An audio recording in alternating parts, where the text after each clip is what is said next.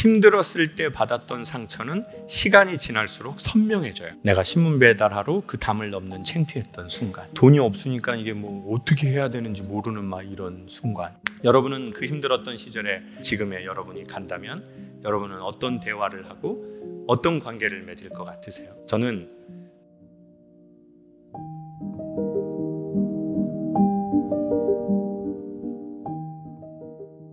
나이가 한 70 넘으신 어머니들은 주로 저에게 결혼했냐고 많이 물어보셨고, 젊은 여성들은 이혼했냐고 많이 물어봐요. 근데 이제 나이가 있으신 어머니들은 꼭 이제 결혼했냐 많이 묻고, 이제 딸을 주고 싶다는 얘기를 저는 몇 번 들었어요. 그래서 이제 저도 딸이 있다고 말씀을 드렸죠. 이제 그래서 서로 줄 필요는 없다. 그냥 각자 집에서 키워보자라고 이제 말씀드렸는데, 오늘 이제 아이가 5학년이 됐는데 아침에 이제 콩쿠르를 이제 갔어요. 콩쿠르 오보에를 해요. 오보에를 하는데 저는 뭐 별로 선생님이 누군지도 몰라요. 제가 저 음대 나왔는데, 그러면은 이제 부모가 음대 나왔으면은 막 뭐 야 어느 대학 교수 뭐 이거 하면 사실 할 수는 있거든요. 근데 저는 별로 무슨 이유인지 모르겠지만 그러고 싶지 않더라고요. 그래서 선생님도 모르고 선생님 이름도 모르고 선생님이 어느 학교 출신인지도 몰라요. 그리고 선생님을 본 적도 없어요. 그 배경에는 조만간 그만두겠지 이런 생각이 있나 봐요.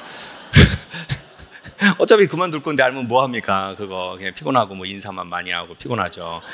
근데 이제 아이 콩쿨 하러 갔는데 거기에 어떤 이제 다른 아이들이 반주하러 온 반주자가 이제 저한테 오빠 이러는 거예요. 딸이 옆에 있는데.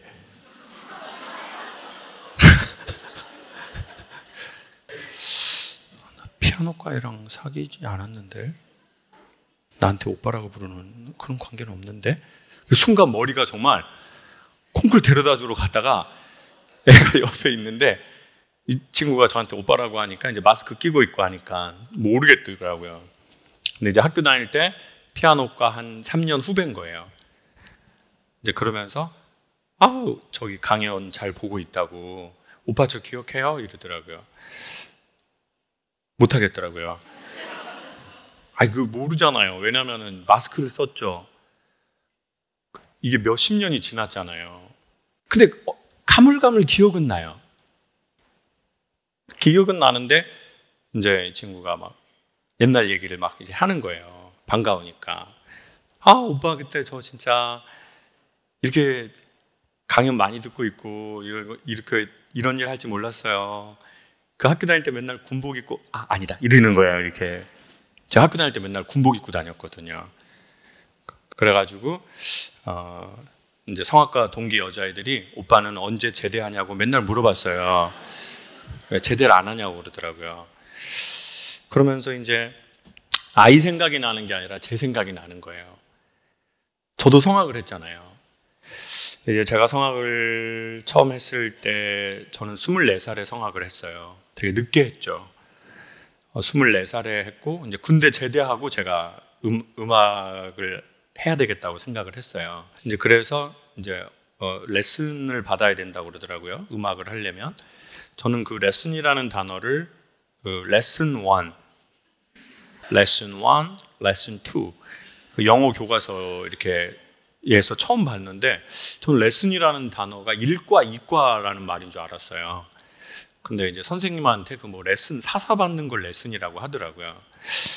그래서 레슨비가 좀 비싸죠. 저 음악대학 준비할 때도 그때 수준에서 비쌌던 것 같아요. 그래서 저는 이제 레슨비를 벌려고 이제 언론사에 취직을 했어요. 근데 이제 또 제가 국장님하고 단독 면접을 했는데 잘 된 거예요. 그 총국장이라고 있으셔요. 이렇게 지국장이라고도 하시고 그 새벽에 언론을 전달하는 일이 있거든요. 딜리버리 서비스라고 봐야죠. 딜리버리 서비스. 그 다이렉트 딜리버리 서비스. 네, 그런 제가 일어나지 않으면 언론이 막혀버렸어요. 조중동이 제 손아귀 안에 있었어요. 일간지가. 스포츠 조선도 같이 했고요. 수금하면은 6,000원 더 주고. 제가 진짜 언론을 쥐락펴락 했던 사람이에요, 제가. 근데 이제 신문 배달하면서 레슨 받고 막 그때 생각이 쫙 스며드는 거예요. 저는 이제 24살 군대 제대하고 대학을 들어가려고 온 거니까 내 또래 여자애들은 그때 3학년, 4학년이에요.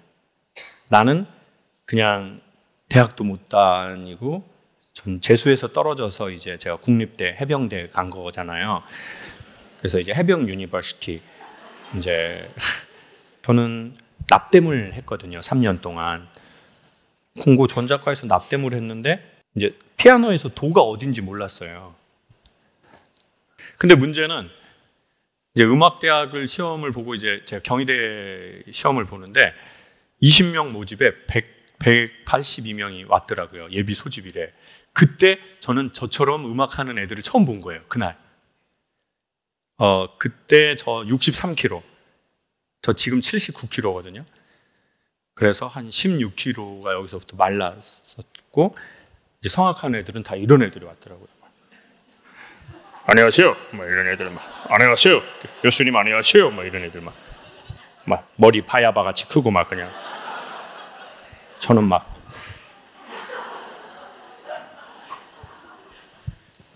근데 이제 걔네들은 경희대 가보신 분 아시겠지만 회기역이 저쪽에 있고요. 학교까지 좀 겁나 올라가야 돼요. 걸어가면 20분 이상. 근데 이제 부모님들이 다 차를 갖고 온 거죠. 겨울에 추우면 안 되니까. 목 이런 거에다가 보온통에다가 물 유자하고 막 도라지 이런 거 해가지고 막 보리차 같은 거 해가지고 저는 이제 거기서 내려가지고 마을버스에서 이렇게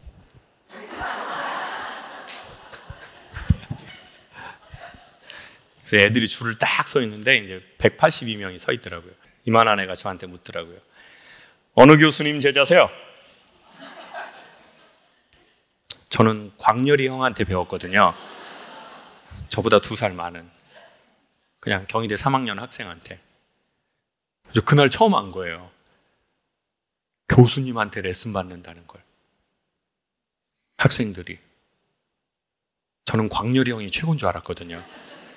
왕광렬이라고 저희 입시 선생님. 어떻게 알게 됐냐면 제주도 교회 성가대 지휘자분이 그분한테 제가 아는 유일한 음악인이니까 저 성악하려고 하는데 선생님 좀 소개해달라고 그랬더니 동생을 소개해 주신 거예요. 그분 이름은 왕상열, 동생은 왕광열, 형님은 왕공열. 한 번 들으면 잊을 수 없는 이름. 근데 너무 잘 가르쳐 줬어요. 저한테 진짜. 뭐 음정 하나 딱 틀리면 야, 너 이거 한 번 더 틀리면 500원 내놔. 유머 있게. 표현력도 정말 좋았던 것 같아요. 지금 생각해보면. 2살 많은 형인데. 근데 이제 애들이 입시 하루 전날 이렇게 해가지고 어느 교수님 제자세요? 왕 교수님 제자입니다. 전 기죽기 싫더라고요. 자존심 세고 자존감 낮은 아주 남자로서 사귀기에 최악.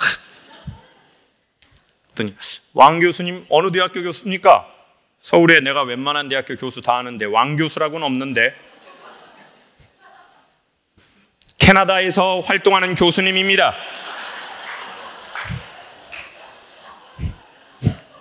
Nice to meet you. 또 기죽긴 싫더라고요. 서울의 어린애들한테. 그래가지고 이제 뭐 그런 생각이 다 나더라고요. 기적처럼 합격을 했어요. 경희대 성악과를 6개월 광렬형한테 배웠거든요.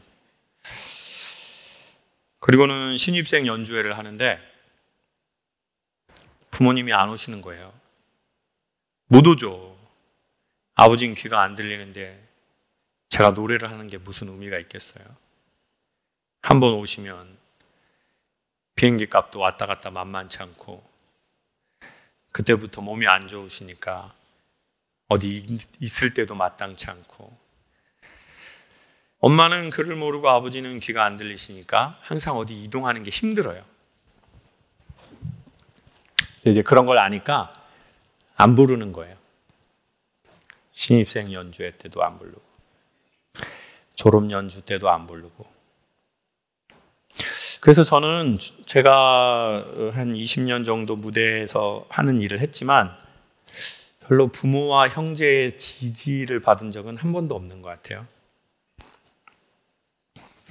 그리고 저같이 산 사람들은 나중에 어떻게 되냐면요, 처음엔 서운해요. 근데 또 착한 애들은 이해하려고 해요. 아유, 그래, 뭐 엄마 아빠가 안 해주려고 그런 것도 아니고 상황도 안 되고 돈도 없고 다 알아서 해야지, 뭐 내 나이가 있는데 뭘 이런 거 기대하나. 더 씁쓸한 건 뒤풀이를 할 때인데, 뒤풀이를 하면 부모가 보통 음식을 사주거나 친구들하고 먹으라고 돈을 준단 말이에요. 근데 나는 이제 뭐가 없잖아요. 그럼 뭐 이제 뭐 풀 게 없어요. 저희 형제들이 나중에 한 얘기인데 뒤에서 그런 얘기를 했대요.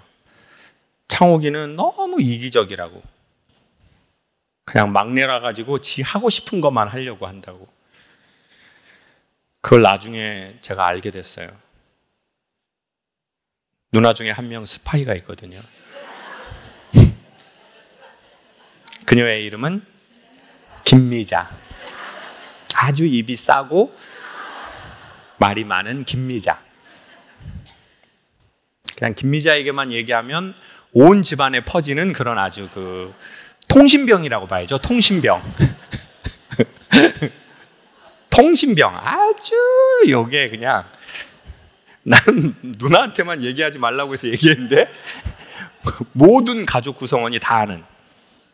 그때 이제 누나가 여상 나와서 격리하면서 저 레슨비를 좀 내줬던 것 같아요. 그래서 희한하게 미자 누나한테는 약간 평생의 미안함과 고마움이 있어요.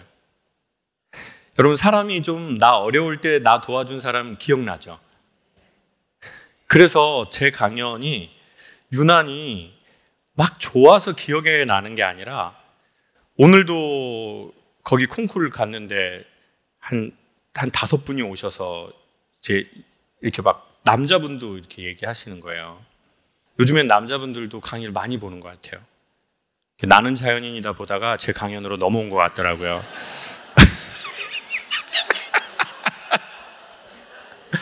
그거 알죠? 뭐 행복합니다, 막 이런 거 알잖아요. 그거 막 얼음 깨가지고 목욕하면서 막 노루 맛있습니다, 노루, 죽은 노루 먹고 막 이거 많이 보잖아요. 이제 그거 보다가 이제 제 강연 어떻게 보시게 된 것 같아요. 그래서 요즘에는 10년 전에는 절대 그러지 않았는데 요즘엔 남자분들이 40, 50대 남자들이 되게 예의 있게 와가지고 제가 어려울 때 너무 강연 많이 들었어요. 도움됐어요. 어려울 때 도와주면은 기억나고요. 어려울 때 서운하면 훨씬 서운합니다. 그렇죠? 네. 제가 누누이 말씀드리지만 여성분들은 대부분 그런 경험이 있을 거예요. 이쁜 옷 입고 로타리에서 자빠져 본 적 있잖아요. 네? 희한하게 옷을 거지같이 입은 날은 자빠지질 않아. 그때는 진짜 안 자빠져. 근데 옷을 좀 신경 써서 입은 날, 그리고 여러 사람 앞에서 꼭 희한하게요, 내 마음이 영광으로 가득 찬 날 잘 넘어지더라고요, 인간은. 내가 뭔가 우쭐한 날, 나 뭐 좀 잘 나가네, 이런 날 인간의 마음이 잘 넘어지는 것처럼 꼭 옷을 이쁘게 입은 날 여러 사람 앞에서 우리는 종종 넘어지거든요. 그리고 그때는 시간이 빨리 가나요? 천천히 가나요?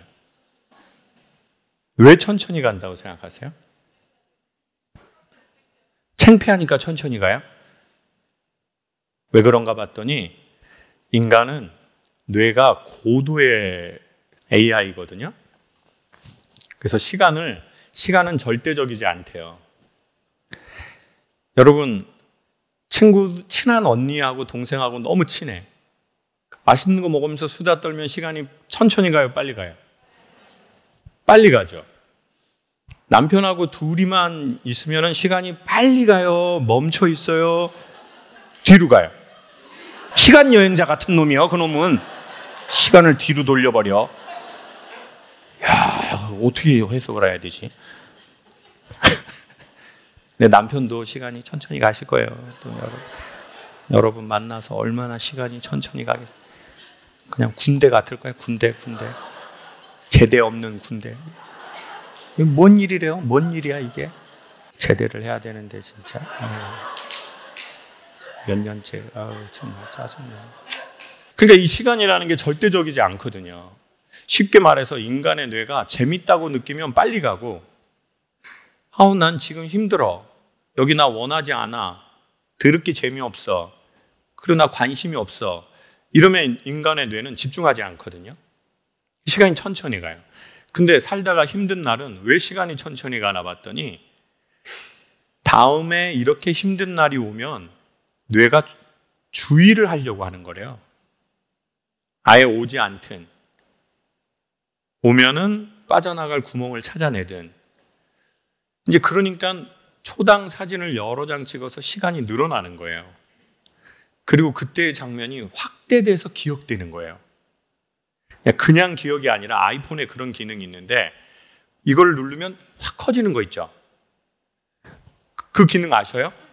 또 나이 잡섰다고 할까봐 또 아는데도 모르는 척 하는 거 봐봐. 이런 게 제일 나쁜 거야, 이런 게. 자, 버튼을 누르면 이게 이렇게 확대되는 기능이 있어요. 노안이 오면은 너무 작은 게 안 보이니까 폰트 자체를 키울 수도 있지만 돋보기 기능이라는 게 있거든요. 그러면 이렇게 글자가 커져요. 살다가 힘든 날이 오면 그 힘든 순간이 확대돼서 뇌에 기억이 되는 거예요. 왜요? 다음에 비슷한 날이 올 때 조심해서 자기의 생명을 보호하려고. 그래서 남자들은 군대에 있을 때 기억이 오래 가는 거예요. 그리고 모든 기억은 시간이 지나면 희미해지거든요. 놀랍게도 인간은 힘들었을 때 받았던 상처는 시간이 지날수록 선명해져요. 그리고 100번 얘기한 거를 처음 얘기한 것처럼 또 얘기를 해요. 아주 감정이입을 해가지고, 야, 그때 내가 진짜 그 중대장 그 새끼, 와, 진짜. 근데 지 말고는 아무도 관심이 없어. 그 중대장 그놈한테. 아무도. 지가 그때 군대에서 뭘 했는지 관심이 없어요. 그리고 여성분들은 언제가 힘들어요? 주로 아이를 낳을 때 매우 힘들죠. 그러면 아이를 낳을 때 내 주변에 없었던 사람이 너무 섭섭하는 거예요. 그리고 나 갱년기 때. 갱년기 와가지고 인생이고 뭐고 다 귀찮고 진짜 짜증나는데, 아우 여보 미안하다. 너무 미안해 진짜. 이러면 이게 괜찮은데, 유난한다 유난해 아주 그냥. 남들 하는 건 다 해 그냥. 힘들다. 그러면 이제 그 남편의 말투 표정이 어떻게 기억된다고요? 확대돼서 기억이 되는 거죠. 그리고는 맨날 똑같이 그 얘기를 하는 거예요. 잊으려고 해도 잊을 수가 없다고. 전 희한하게 그때가 기억이 많이 나더라고요. 내가 신문 배달하러 그 담을 넘는 창피했던 순간. 반주자를 구해야 되는데 이게 뭐 돈이 없으니까 이게 뭐 어떻게 해야 되는지 모르는 막 이런 순간. 그리고 나중에 뒷말로 걔는 참 이기적이라고 얘기한 그 순간. 저만 그런 게 아니라 아마 여러분도 제가 이 얘기를 할 때 유난히 잊혀지지 않는 장면과 대사와 표정과 그 인물이 있을지 몰라요. 그 모든 기억이 아이를 아침에 콩쿨 데려다 주면서 다 생각이 나더라고요. 여러분은 어떻게 자라셨습니까? 결핍을 먹고 자라셨습니까? 사랑을 먹고 자라셨습니까? 그리고 여러분이 지금 부모라면 여러분의 아이는 결핍을 먹고 자라는 것 같습니까? 사랑을 먹고 자라는 것 같습니까? 그리고 저는 아이의 콩쿨을 경험하면서 아주 부끄럽고 쑥스럽지만 그 시간을 지나왔던 저를 이렇게 보게 되더라고요.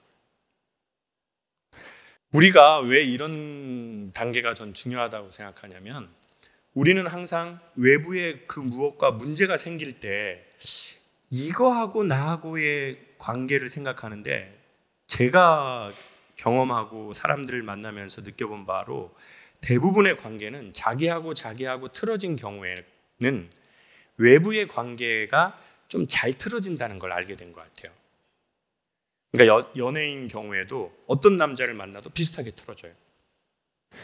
그리고 어떤 여자를 만나도 비슷하게 틀어져. 나와 내 과거의 사이가 틀어져 있으면, 내가 너무 결핍하면 우리는 필요 이상의 사랑을 원하고, 아니면 필요 이상의 관심을 주고, 어쨌든 여기에서의 그걸 한 번은 해결했으면 좋겠더라고요.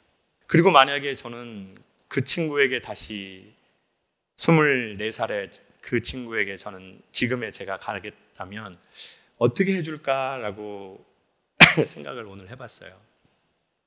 여러분은 그 힘들었던 시절에 여러분 아이에게 지금의 여러분이 간다면 여러분은 어떤 대화를 하고 어떤 관계를 맺을 것 같으세요?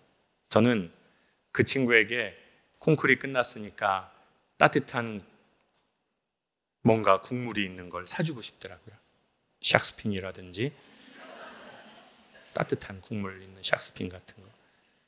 그리고는 돈을 한 30만 원 정도 이렇게 쥐어주고 싶더라고요. 인간이 언제 외로운 줄 아세요? 혼자 있을 때가 아니에요. 결혼했는데 외로울 때 진짜 외로움을 느끼거든요. 결국은 우리가 유난히 외로움을 많이 타는 사람들이 있거든요. 유난히 외로움을 많이 타는 가장 큰 이유 중에 하나는 제가 보기엔 혼자 있어서가 아니라 홀로 서지 못할 때 계속 외로움을 타는 것 같아요. 근데 홀로 설 때 되게 우리가 깨닫는 게 뭐냐면, 인간은 누군가를 소유할 수 없다. 다만 특정한 한 시간에 그 찰나의 순간을 함께 하는 것이다.